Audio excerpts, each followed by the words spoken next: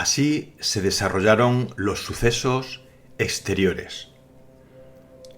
Llevaron a Jesús al Gólgota y allí fue crucificado, desnudo, entre dos bandidos. Su madero, a diferencia del de los otros dos, sobresalía del travesaño y le clavaron por las muñecas y atravesando los dos pies con un solo clavo.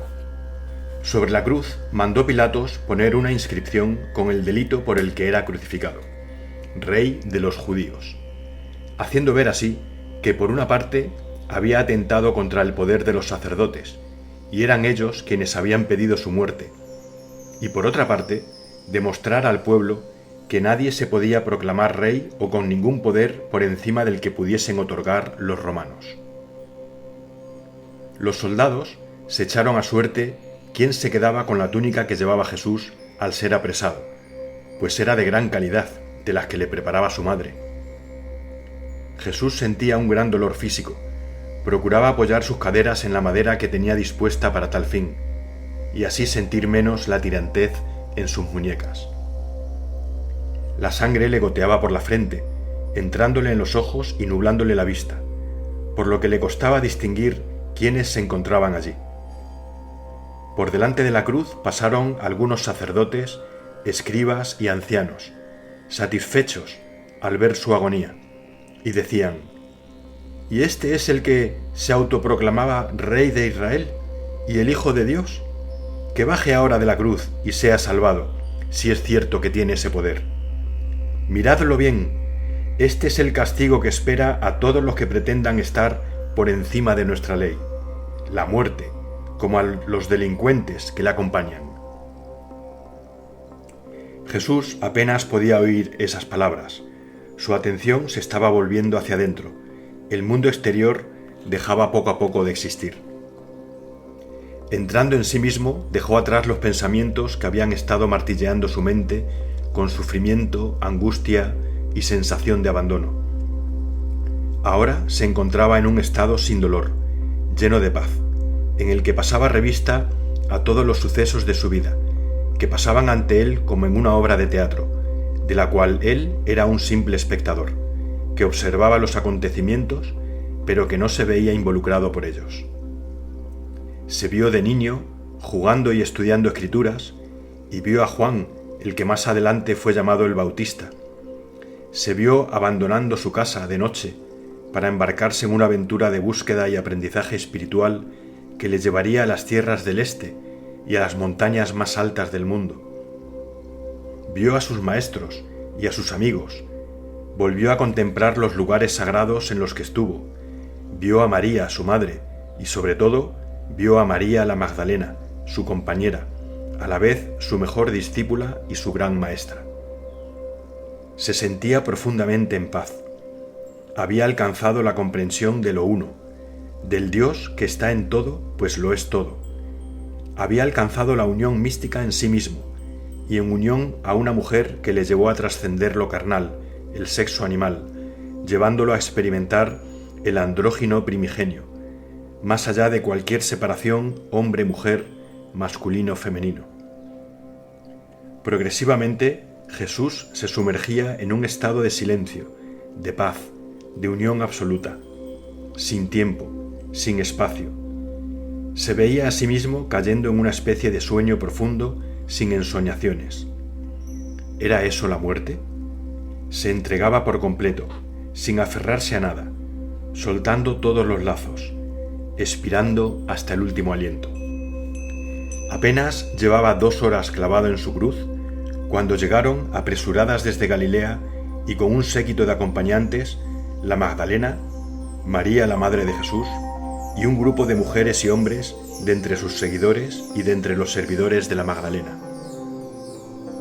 Al verlos llegar, y temerosos del poder de la extranjera, los sacerdotes optaron por dejar la escena, no fueran a ser objeto de represalias por su acción.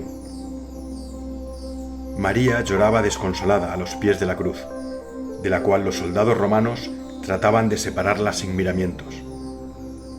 La Magdalena la acogió entre sus brazos, consolándola, sintiendo en sí misma el dolor que soportaba su amado a tan pocos metros, pero enseguida fue consciente también del estado de trance en el que se encontraba. Dejó a María al cuidado de 2 de sus sirvientes, y junto a José de Arimatea cabalgaron rápidamente para ir a ver a Pilatos. Al ser víspera de sábado, según la ley, debían cesar todas las actividades, y los reos debían ser descolgados. Era costumbre que, antes de bajarlos de la cruz, se cerciorasen de que estaban muertos, y si no era el caso, les quebraban las piernas para así acelerar la muerte. José y Magdalena dijeron a Pilatos que Jesús ya había muerto y le pidieron permiso para bajarle de la cruz y darle sepultura en una propiedad del propio José. Pilatos los conocía bien y accedió a sus peticiones, indicando a 2 de sus soldados que les acompañasen y comprobasen que Jesús estaba efectivamente muerto. Al llegar a los crucificados, viendo que se acercaba la noche, los soldados se dispusieron a romperle las piernas, y así lo hicieron con los 2 bandidos, mientras éstos agonizaban. José de Arimatea habló con los soldados, diciendo: «Dejadle a él, ¿no veis que ya ha muerto?». Uno de los soldados clavó la punta de su lanza en el costado de Jesús, y viendo que no se producía reacción alguna, aceptó el dinero que José le ofrecía y les dejó que lo bajaran. La Magdalena observó que de la herida manaba sangre y agua, y supo que su amado no había muerto. Aún estaba a tiempo. Untaron las heridas de Jesús con unos ungüentos que trajo Nicodemo, y tras envolverlo en un sudario que había comprado José, lo llevaron a una sepultura excavada en la roca, en la propiedad de José, en el interior de la cual la Magdalena quemó algunas plantas y dio otros cuidados al cuerpo de Jesús. Salieron y cerraron la entrada con una gran losa, de forma que nadie pudiese entrar y que los vapores siguiesen surtiendo su efecto. La Magdalena fue a encontrarse con María para asegurarle que su hijo se pondría bien y que se encontraba en un lugar seguro. Más tarde, pasada la medianoche, a salvo de cualquier mirada, volvieron al sepulcro y trasladaron a Jesús a una de las casas de José, dejando la entrada del sepulcro bien sellada con una gran roca. Allí estaban José de Arimatea, Nicodemo, la Magdalena y 2 hombres de la comunidad esenia. Siguieron tratando a Jesús y, para no correr riesgos, decidieron sacarle antes del amanecer hacia la comunidad del Mar Muerto, donde podría permanecer en secreto y a salvo para continuar con su recuperación.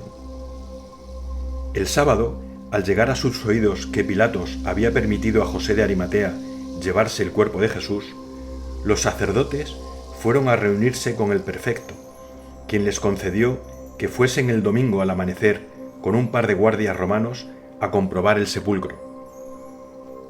Al llegar allí con las primeras luces del día del domingo, los guardias apartaron la pesada roca que sellaba el sepulcro, y ante su sorpresa, solo encontraron en él los lienzos y el sudario que habían cubierto el cuerpo de Jesús. En esto llegó también María Magdalena con sus acompañantes, entre los que estaban María, la madre de Jesús, y algunos discípulos, y al ver a los sacerdotes mirando desconcertados el sepulcro vacío, dijo en alta voz: «He aquí que el Maestro ha resucitado de entre los muertos. Vosotros, que le crucificasteis, sufriréis ahora la cólera del Padre. Jamás el pueblo os perdonará lo que habéis hecho. Salid de aquí, como ratas que sois». Y asustados por la fiereza de las palabras de la Magdalena, temerosos ante la posibilidad de ser ajusticiados allí mismo por sus acompañantes, superiores en número y algunos bien armados, corrieron, implorando por sus vidas, y fueron a poner tales hechos en conocimiento de Pilatos. Este último, cansado ya de la insistencia de los sacerdotes, supuso que José de Arimatea había decidido cambiar el cuerpo de Jesús de sepultura, burlando así a los sacerdotes, y no quiso dar mayor importancia a la cuestión. Mientras tanto, ante el sepulcro vacío, los discípulos que allí se encontraban se preguntaban por el paradero de su Señor, y si éste había muerto o era cierto que había resucitado de entre los muertos. La Magdalena no quiso darles ninguna explicación, dando prioridad a mantener en secreto su localización y su estado. Solo a María le dijo dónde se encontraba su hijo y la acompañó hasta allí para que permaneciese a su lado. Y ahora lo que ocurre en el interior. Silencio. Profundo silencio. Ni oscuridad ni luz. Una absoluta nada, que sin embargo a la vez lo era todo. Se encontraba en el estado de ser. Su identidad como Jesús se había desvanecido. Todos los acontecimientos de lo que había llamado su vida aparecían ahora como una especie de juego, una ilusión, un sueño del que se había despertado. Ahora entendía. Ahora sabía. Esto es el Padre-Madre. Claro, se decía. El conocimiento absoluto venía acompañado de una dicha igual de absoluta. Y recordó momentos en los que estuvo muy cerca de este conocimiento, tanto que realmente había creído que lo había alcanzado. Ahora sí. Esto sí era. Es. Ahora entendía claramente cuando le habían dicho: hasta que no mueras en vida, no lo alcanzarás. O es necesario morir para nacer de nuevo. Claro. La vida que creía vivir era puro sueño. Esto que experimentaba era el despertar, el estar despierto, el ser despierto, sin límites, abarcándolo todo, siendo todo, un todo que a la vez era nada. Porque ya no existía el espacio, ni el tiempo, solo absoluta consciencia en un eterno sin tiempo, aquí y ahora. Desde aquel momento en el que lo soltó todo completamente, cuando dejó de aferrarse a cualquier cosa, a lo que consideraba su vida, a su cuerpo, cuando realmente se entregó sin condiciones, a través de aquella última expiración, entonces, en ese preciso instante, cayó o entró en esa maravilla. Al permitir perderse, al abandonar toda sujeción, fue cuando al fin se encontró. Jesús estaba con lo que había llamado Padre, o Madre, o Divinidad. Jesús estaba en eso. Era eso.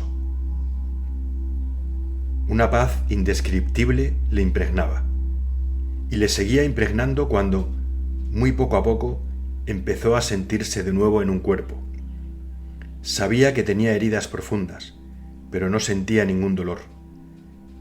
La luz se fue haciendo más presente. Quiso abrir los ojos, pero no pudo.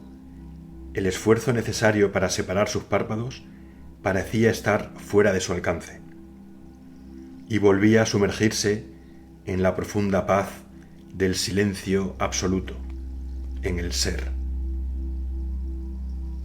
Más tarde, aunque para él era siempre ese momento, sintió un leve contacto sobre su antebrazo, una cálida mano llena de amor.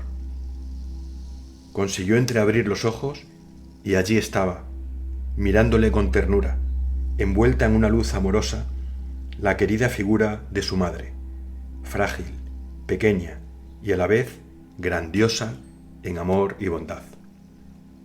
Quiso moverse o decir algo, pero su cuerpo aún no respondía. Se encontraba muy débil y de nuevo se dejó ir, soltándose, abandonándose con tranquilidad en el encuentro con la esencia.